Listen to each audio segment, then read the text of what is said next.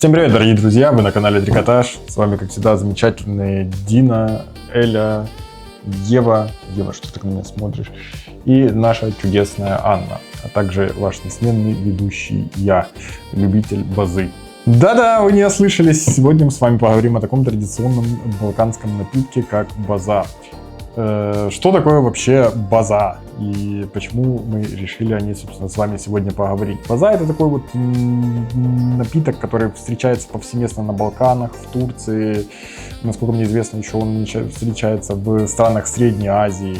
То есть это берется там, допустим, любая пшеничная каша, любая пшеница или рожь, или еще что-нибудь, и зерновое обязательно отваривается, проваривается до кашеобразного состояния. То есть как будто вы делаете, господи, это было такое тяжелое слово, пивное сусло.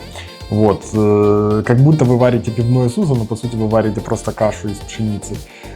После чего вы ее остужаете, добавляете туда закваску или там, молочную закваску и оставляете это все ферментироваться. База бывает двух видов. Она бывает алкогольной, это обычно слабоалкогольные напитки, около 5 градусов или там что-нибудь такое в этом районе. Либо же она бывает безалкогольной. Сегодня у нас будет аж целых 8 представителей, да, это скорее всего будет длинный ролик, но я постараюсь особо не затягивать. 8 представителей базы и попробуем, что она из себя представляет. Все сегодня представители у меня безалкогольные. Есть представители, в которых используется сахар для подслащения. Есть представители, в которых не используется сахар, используются сахарозаменители. То есть попробуем мы сегодня с вами много всего. Про свое отношение с базой я расскажу уже в процессе того, как мы это все будем с вами дегустировать. Здесь у меня на закусочку вот такая вот чудесная, замечательная банница, потому что как бы это все просто так на сухую, да, как бы на сухую это не звучало. Вот, вынести будет тяжеловато. И посмотрим, чем нас поят и что такое болгарская база. Спасибо всем, кто смотрит наши видео, спасибо всем, кто ставит лайки, ставит дизлайки, ставит комментарии и смотрите все наши ролики. А мы начинаем. Ну что ж, начнем. Первым представителем сегодня, с которым мы познакомимся, это будет компания «Родна Стряха». База с сахаром без консервантов. 0,92 евро за бутылку объемом литр. Данная бутылка продается у нас в магазине Lidl. Это их собственная торговая марка, и они ее продают.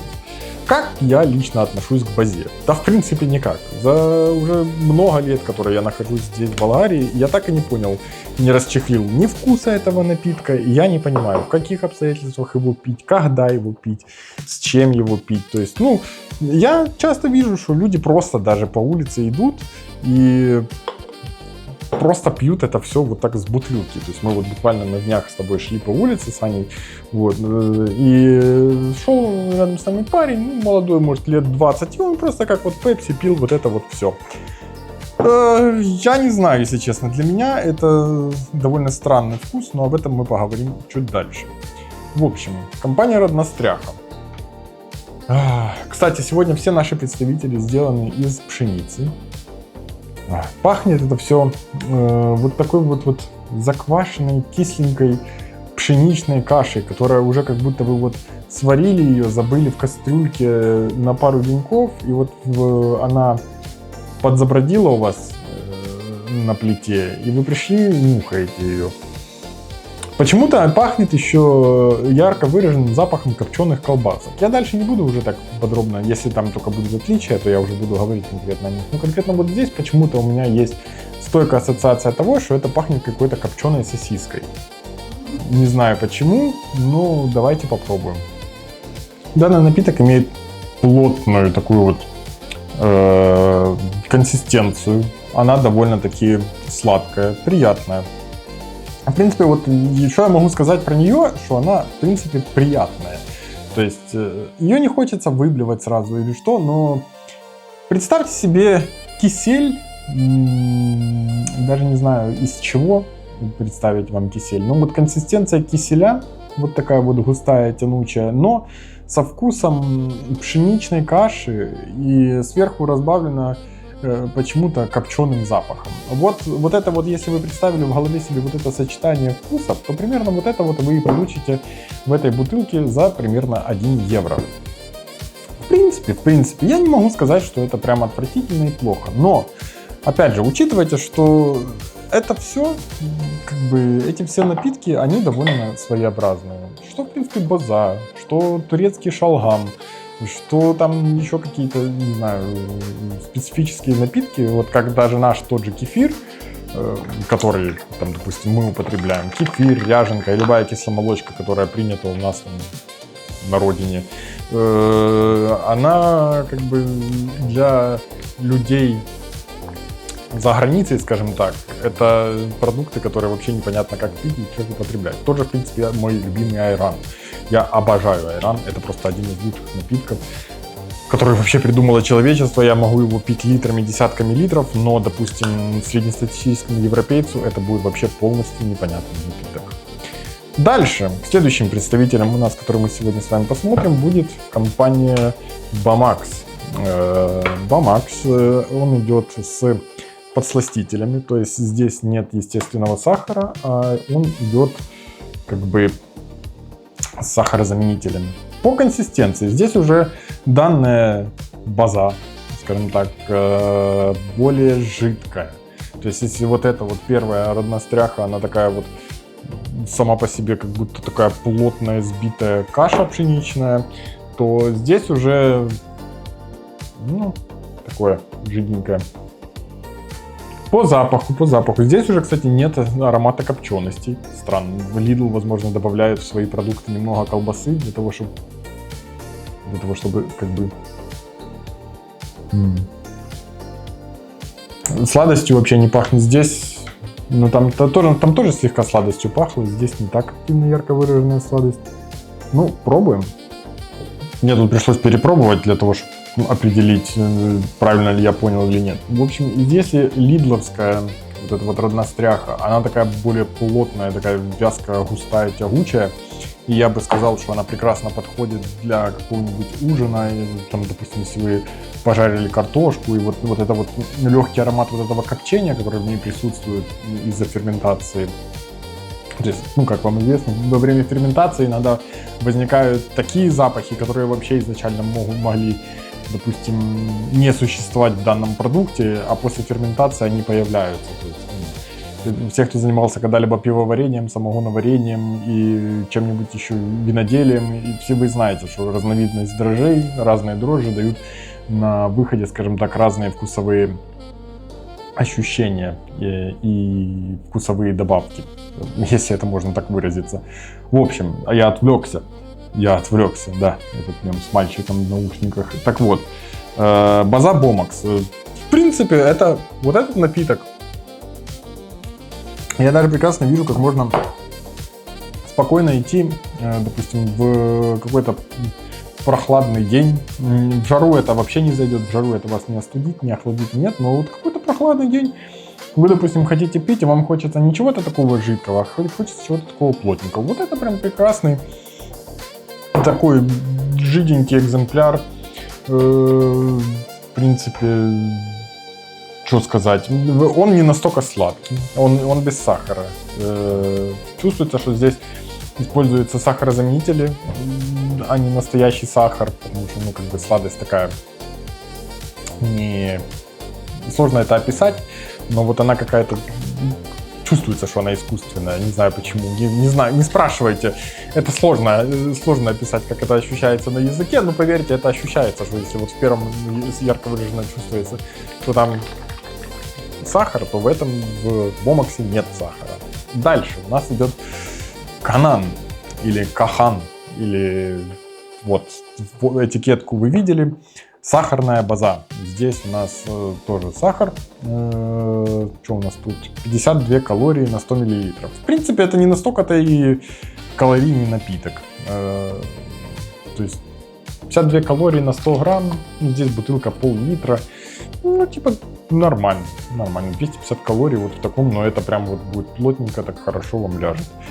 Здесь 10 грамм сахара на 100 мл. Используется рожь и пшеница. По цвету, по крайней мере, в бутылке, да и, в принципе, по наливке. Данный представитель у нас с вами гораздо темнее, наверное, по крайней мере, пока из того, что я вижу, того, что у меня здесь стоит. Это, наверное, самый насыщенный и темный цвет. Пахнет... Запах, кстати, вот уже третий представитель, запах у них отличается. Если у первые два были странные, то, оно все странное, блин. Это очень сложно описать, потому что если вы этого ни разу в жизни не пробовали, то это даже так, такой кисловато-пшенично-кашный запах. И вот в этом всем еще пробиваются нотки сладости. В принципе, по консистенции она тоже довольно-таки жидковатая. То есть первый представитель пока у нас сейчас самый плотный. Пробуем. Знаете, мозг такая странная штука, что иногда не совсем понятно, как и какие вкусы он подкидывает тебе. Потому что вот здесь сейчас с первого глотка, как только я взял это в руки, как только я налил себе это в рот, скажем так, я ощутил вкус шоколада. Конечно, буквально на долю секунды. Возможно, это из-за цвета. Возможно, мозг такой: ты пьешь шоколадное свое любимое молочко. Кстати, шоколадное молочко обожаю. Ставь лайк, если любишь шоколадное молоко. Вот, то здесь... Сейчас уже не ощущаю. Но просто было смешно, когда я первый раз это попробовал и сразу же ощутил вкус шоколадного молока. Нужно закусить баночкой. Вот, баночка у меня с сирене и... нет, это с изварой. Вот. Это с сирене и извара. Вот, подсказывает. Баночка с сирене и изваром. Ваше здоровье. Баночка просто замечательная. Банница — это вообще одно из лучших изобретений балканского человечества. Но я опять отвлекся. Да, сегодня такой немножко водянистый ролик с кучей рассуждений и тому подобное. Данная база, в принципе, я не скажу, что она мне понравилась больше всего. Она прям такая... жидковатая. Вот если там был пшеничный вкус, вот здесь как будто как многовато для меня кислоты. Или не кислоты, но вот есть какой-то посторонний привкус. Возможно, из-за того, что используется рожь, помимо пшеницы. Возможно, из-за текстуры, консистенции или чего-то еще, я не знаю чего. Но вот она, как будто хотелось бы, чтобы она была немножко плотнее. Так она, хотя при том, что предыдущая была тоже довольно-таки водянистой, но там не было вот этого чувства, как хотелось бы, плотности какой-то. Здесь это просто как будто она разбавлена чем-то или еще. Дальше мы с вами попробуем радомирскую базу. Вот. Вообще из всех напитков, которые там, типа, знаете, местные, там, я уже упоминал айран и шалгам. Вот. Так вот, шалгам, наверное, является моим вторым после айрана по любимости напитком. Это такой вот турецкий своеобразный тоже напиток брожения. Делается из редьки и черной морковки. По вкусу похож на рассол, слегка островатый, слегка кисловатый, слегка необычный. Но если вот бутылочка шалгама и балык экмек, мое почтение. Что еще надо в этой жизни для счастья? Возможно, банница и база радомирская. Ну, сейчас мы и попробуем. В общем, радомирская база. 1 евро за литр. Почему-то здесь, если там был ярко выраженный везде пшеничный запах, а вот в последний какой-то смешанный, то здесь вообще нет никакого запаха. Она не пахнет абсолютно ничем. По консистенции я бы сказал, что она средней плотности, что между более вязкой и более жидкой, но хотя нет, она довольно-таки вязкая. Да. По цвету она, в принципе, схожа с первыми двумя представителями, то есть она более светлая. Я не посмотрел, она с сахаром или без сахара. Она у нас с подсластителем, то есть она у нас идет без сахара. Ее еще можно пить литрами, поэтому она и продается в литровых бутылках. Шутки.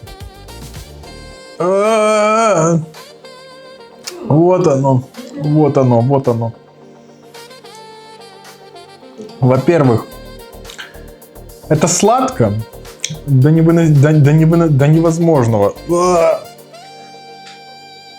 Это просто... Да, Аня тут радуется за кадром, что она не пробует это. Это просто невероятно сладко. У этого какой-то вкус порченого пшена. Она какая-то кислая и сладкая одновременно. Кислая и одновременно переслащенная в один и тот же момент. И когда вот эти вот вкусы с этой плотной консистенцией киселя встречаются, хлебного киселя, встречаются у тебя во рту, ну вот да, вот если вот первые 3 представителя было еще можно пить, я бы даже там, я себе запомню, что к чему я хочу покупать, если я могу покупать. Но вот это вот, наверное, пару раз из тех, которые я брал, и когда мне не понравилось, то это была она, замечательная Радомирская база. О, боже мой. Не, это невозможно.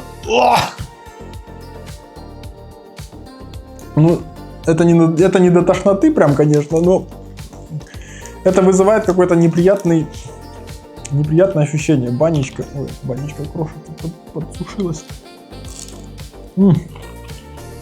Банечка, спаси меня. Нет. Вот это пока самое ужасное, Радомирская. Из всего того, что было у нас до этого. Я не знаю для кого. Возможно. Есть люди, которые любят такое вот специфическое сочетание вкусов сверхсладкого и одновременно кислого. Но вот эта вот кисельная текстура во рту, поверьте, звучит это гораздо лучше, чем это ощущается на вкус. То есть вот пшеничный кисель, это сложно описать, как я даже, в принципе, вот пшеничный кисель.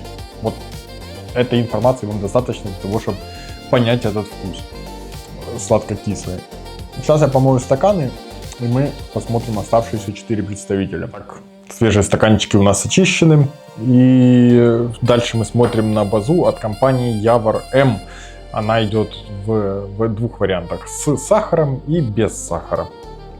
А вообще, еще касательно базы, стоит заметить, что особенно в новогодние и зимние праздники, летом, кстати, не так. Летом, допустим, вот в Болгарии больше берут там йогурт, кисель мляка, это такая типа 3% сметана. Не знаю, как это вам описать, но это по вкусу, это по сути 3% сметана и по консистенции. Вот они летом, допустим, больше они на этом повернуты, на этой кисломолочке. Но вот в зимний период и осенний почему-то вот сразу замечается, как у людей в тележках появляется огромное количество базы. Честно, я без преувеличения пару раз видел, как люди в Лидле вот эту вот родную стряху брали паками, просто паками, я не знаю, на день, на 2, на неделю или просто на вечер попить. Компания Явор М. Данный вариант у нас идет с подсластителем, то есть с сахарозаменителем, я так понимаю. Так. Почему ты ничем не пахнешь? Да, это со спартамом. Пахнет кислым. Пахнет кислым, пахнет неприятно кислым почему-то. По цвету и по консистенции она довольно-таки бледненькая, как будто, не знаю, как будто она не загорала этим летом, а устала сидеть в тени. Пробуем, но особого энтузиазма у меня нет, потому что запах такой себе. Опять вот эта переслащенка. Я не знаю почему. Во-первых, переслащенка. Во-вторых, почему-то кислота такая неприятная. Вот это, знаете, когда как будто перебродило. Я даже не знаю, как это сказать. Вот переброженное что-то. И вот оно, у него есть такая вот своя характерная кислость. Но это не то, что кислость уксусная, а вот именно кислость как переброженного чего-то. И вот в этот, представьте, что вы его загустили и добавили очень-очень много сахара. Ну это прям... И на текстуре, если вот те пились как-то легко, то здесь какой-то вот как будто как прям песок какой-то остается на языке. Мразь. Это как будто... Причем из-за того, что используется столько подсластителя, оно как будто даже каким-то вареньем отдает. Я знаю, это звучит дико, но это вот как пшеничное варенье. Пшеничный кисель у нас уже с вами был, теперь это пшеничное варенье. Я, если честно, немножко... И пахнет это все вот, как будто это должно было быть алкогольным, но из него выбродили это все до нуля. То есть все сахара уже переварились, которые там были в этой затирке пшеничной, в заторе этом, и все. Я не знаю. Нет, это ужасно, это отвратительно и это невкусно. Следом за этим мы попробуем сразу же, что нам предлагает компания Явор в варианте с сахаром. Возможно, в варианте с сахаром они не будут настолько сильно его переслащать. Потому что, ну, вот без сахара, я вам говорю, такое количество сахарозаменителей, что, ну, там, как известно, как, вроде бы как бы аспартам и аспаркан вызывают рак, так вот, если они вызывают рак, то от этой бутылочки можно получить их 4. Вот, мне кажется, в таких количествах он используется там. Так. Явор М. Сахар. Цвет. Да, в принципе, идентичный. Мне кажется, это то же самое, только здесь сейчас будет сахар. И, возможно, опять... Да, опять вот запах кислой пшеничной каши, которая как будто вот сейчас ее надо будет еще и закусывать чем-то. Закусывать в смысле, что как будто это надо рюмку базы и сверху еще огурчик солененький.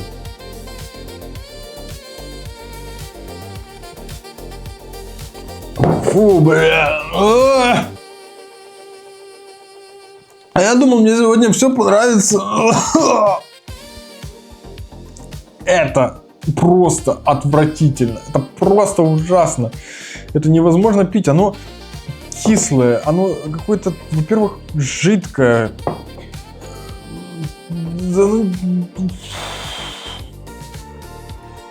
Помните, я в начале ролика говорил про забытую на плите пшеничную кашу.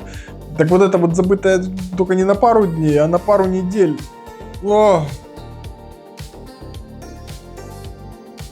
Фу, блин, это отвратительно, это просто невозможно пить. Эти два продукта не рекомендую, не стоит. Один сверх... Во-первых, вариант без сахара, я теперь могу даже сказать, что вариант без сахара вкуснее, чем вариант с сахаром, потому что в варианте с сахаром просто какая-то невероятная кислота, вот эта вот, которая бьет почему-то не по всему языку, а по каким-то чистым участкам конкретным. Вот, то есть это какая-то специфическая кислота, которая там есть, и она вот именно прям вот бьет куда не надо. Это невозможно. Нет. Одна бутылка с сахаром стоит 60 евроцентов, без сахара 54 евроцента. Стоит ли это покупать? Стоит это покупать за 0 центов, если сразу выкинуть куда-нибудь за борт. Потому что, ну, типа, не. Это невкусно. Дальше у нас идет мой любимый представитель на сегодня. Это гушанская база. Почему это мой любимый представитель? Потому что я вот вам сейчас, вы увидите на экране этикетку. Да. Чтобы не противиться цензуре Ютуба, мы не будем не упоминать ни о чем. Но я думаю, вы понимаете, какие ассоциации вызывает данная этикетка. И почему-то девочке здесь как будто страшно, а мужик немножко как будто даже довольный и причмокивает языком.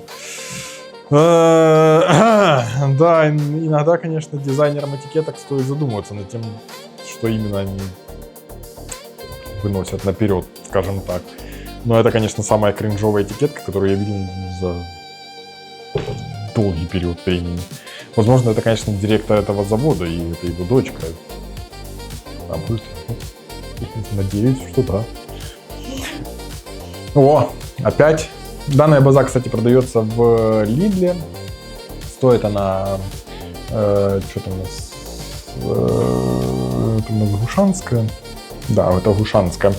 Она у нас стоит 70 евроцентов за литрушку. Опять, у Лидла, наверное, какой-то договор с производителями базы, потому что это тоже почему-то пахнет копченостями. Вот у него есть такой вот ярко выраженный запах копченых ребрышек. Почему? Почему у базы есть запах копченых ребрышек? Я не знаю. Хорошо же я начал, я не знаю, как мне так повезло, и я начал с вкусного. Но вот это, оно такое кислое. Вот здесь не сбалансированная кислота и сладость. То есть сама по себе основа у этой базы, она невероятно кислая. И вот эти вот подсластители, которые там есть, они просто нивелируют эту кислоту. Они ее наоборот усугубляют. И за счет этого она кажется еще почему-то более кислой, чем она есть на самом деле. Это реально хочется закусить, потому что это как будто уксус. Да, вот. Как будто там есть в составе вот чем-то похоже на рисовый уксус. Если вы знаете, какой рисовый уксус на вкус. Да, я как обычно чавкаю в кадре и жую. Ну ничего, переживет. Вот, кому не нравится. Кому не нравится, ставьте дизлайки. Ваше право. И последний представитель на сегодня. Это самый дорогой представитель, который я нашел в Фантастику. Это база. Органическая, organic, yes, гармоника. Органическая база. То есть, а в прошлые были неорганические. То есть продукт, который получается брожением пшеницы, может быть неорганическим. Мы научились синтетически сбраживать пшеницу. Или это синтетическая пшеница, которую мы сбраживаем синтетическими дрожжами? Я не знаю. Я не знаю. А вы знаете? Если вы знаете, пишите, как может быть база неорганической. Данная бутылка. Ой, у меня мокрая рука, пока я мешал. Гармоника. Она стоит за 1 литр 2,35 евро. То есть она, по сути, стоит в 2 раза дороже, чем самая дорогая. Вот здесь у нас какая, по-моему, Радомирская, это вот. Да, чем вот эта вот база, она стоит в 2 раза дороже. То есть вот это вот органик. По цвету это, в принципе, все та же база. Какая неожиданность. Она, и вот если есть... Хотя вы знаете, наверное, нет. Я вот сейчас на нее смотрю. Я бы сказал, что в отличие от всех, у нее есть какой-то вот, даже я бы сказал, карамельный оттенок. Ах, вот эти вот замечательные крышки европейские, которые надо отрывать, потому что они, видите ли, не отрываются целиком. Да, они говорят, что это самая дорогая, потому что она лучше всех закручена. Ну, вот это пахнет. Ничего, никаких посторонних запахов нет. Ну, в принципе, и ярко выраженного пшеничного запаха здесь нет. Приятненький. По консистенции она довольно жиденькая. Да, и цвет у нее такой более карамельный, я бы сказал. Как будто немножко есть сжженного сахара или пшеницы. Ну, как будто вот она чуть-чуть поджженная. Пробуем? Я не скажу, что она отвратительная. Не. Вот у этого есть по-любому свой потребитель и свой покупатель, потому что она такая прям вот сладкая, но это не неприятная сладость, это какая-то она не переслащена, там нет никакого избытка сахара, а вот как будто прям, я бы даже сказал, как будто мне ощущается какая-то медовая сладость, я не знаю почему. Написано, что здесь есть вода, рожь, биосахар. Что такое биосахар? Есть не биосахар, есть, ну да, хорошо, подсластитель это синтетический сахар, но они не пишутся как подсластители. Но биосахар это типа что? Какой это сахар? Из чего? Из тростника, из буряка? Непонятно. Биосахар. Все био. Все био. Все, что у нас вокруг окружает, теперь все био. А еще во всем мы добавляем протеин. Странно, что никто еще не додумался в базу добавлять протеин. В общем, я отвлекся. Она вот прям такая десертная. Вот у нее явный такой вот, как будто медовое послевкусие даже есть. Это неплохо, нет. По сравнению с вот этими тремя представителями, это просто, ну, это можно пить. Но дело в том, что это просто не мой напиток.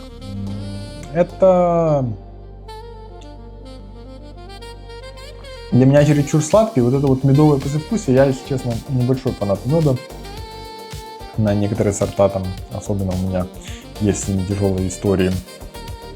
Но это вкусно. Это прям вот... Звучит странно, но если вы хотите тортик со вкусом пшеничной и запивать его пшеничной какой-то запивкой, если у вас вот вы, допустим, беременны и у вас вкусы поменялись, и вы не знаете, что, вам нужно срочно запить торт пшеничной водой вместо селедки с майонезом или селедки с мороженым, вот, то вот это вот подходит идеально. То есть я бы даже сказал, что это десертная база. Это вкусно, просто это не мое. Вот такой вот ролик у нас сегодня с вами, друзья, получился. Надеюсь, вам было так же, как и мне, интересно смотреть и наблюдать, как я пробую все вот это вот многообразие базы. Возможно, я, конечно, еще недостаточно рассказал вам про сам продукт, про его приготовление и что-то еще. Но если у вас возникли вопросы, пишите их в комментариях. Или вы хотели бы какие-то другие ролики про болгарские продукты. Типа есть вот еще сармички. Сармички — это вообще непонятный для меня продукт. Это типа как долма, только просто с рисом. Без ничего. То есть долма с рисом. Ну, в общем. Продуктов еще очень много. И на следующую среду мы подготовим вам что-нибудь другое, какую-нибудь другую подборочку. А тем временем спасибо всем, кто смотрел этот ролик до конца. Вы были на канале Трикотаж. С вами были, как всегда, замечательная Эля, Дина, Ева, наша прекрасная Анна, которая тут замерзла и укуталась в одеялко, пока я снимал данный ролик. И я, мистер любитель банницы. Еще были тенечки сюда сейчас, но я это исправлю. До скорых встреч. Пока-пока.